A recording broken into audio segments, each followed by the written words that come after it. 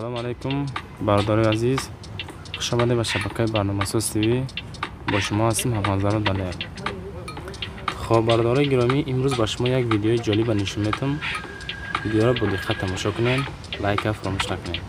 خب ویدیو امروزمون چیه برادرها؟ خب بلاگرها از подписчики просмотр چقدر پول کار میکنن شما را نشون میدم. خب رفتیم با پلی مارکت داخل میشیم. یا программа را скачать میکنیم، یوتیوبر مانی. خب установка میکنیم، открыть میکنیم.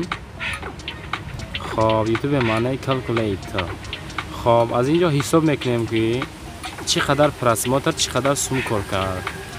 برای این مثال یا بلاگر میبینیم که چقدر پرسماتر داره و چقدر پول کار کرده. اکای دلوار سفر رو خب میبینیم مثلا 58 میلیون 911,728 پرسماتر داره. خیلی مثلا 59 میلیون میگیریم که چقدر باشه. خب 59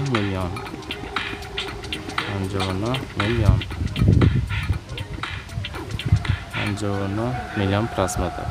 خب 85,868 دلار چیکار کرده است از ویدیوهاش کار کرده بچه‌ها. خب میبینیم که چقدر، یعنی که подписчик داره. ای подписчикش هم کار کرده 410,000 подписчик داره. میبینیم که چقدر سوم کار کرده. ای подписчикش 410,000 подписчик. میبینیم کنه 30,000 دلار از روی подписчикش کار کرده کار کرده. خوش به حالش. خب بعداً باز یک بلاگر دیگر انتخاب میکنیم. با همین ویدیو را با آخر میرسیم. مثلا راهنما اکای مبارز 174,000 подписчик. یعنی ببینیم چقدر پول کار کرده. 174,000 подписчик. 12,893 دلار از روی подписчикش کار کرده. از روی پرسماترش روزی میبینیم که چند سوم کار کرده باشه. 13.5 میلیون подписчик.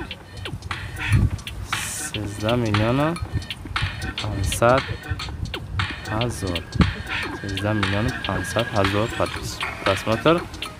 19,602 دلار. یعنی که قریب 20,000 دلار از پرسماترش کار کرده. خب برادرای گرامی، ویدیو را لایک مونین، دستگیری کنین، با کانال ابونه شین، ویدیوهای دیگر را انتظار شوین. باقی در امان خدا.